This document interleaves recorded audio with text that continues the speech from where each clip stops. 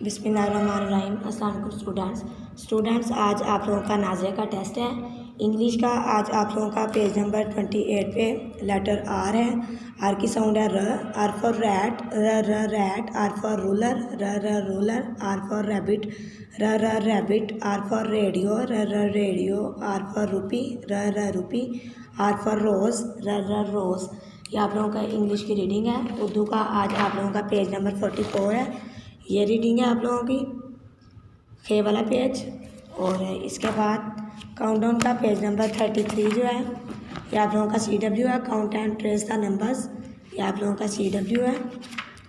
आप लोगों ने काउंटिंग करने हैं, पिक्स को काउंट करना है और ये ट्रेसिंग करनी है।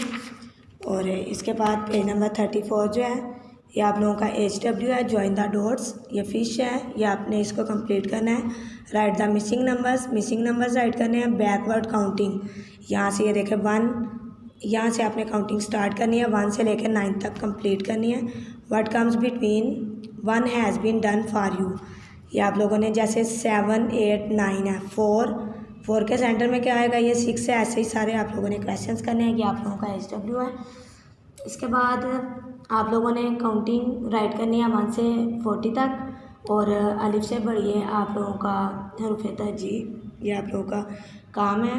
आपने HW करना है और कलर नेम आप लोगों ने याद करने हैं। और GK के ऑल क्वेश्चंस आप लोगों ने आज रिवीजन करने हैं।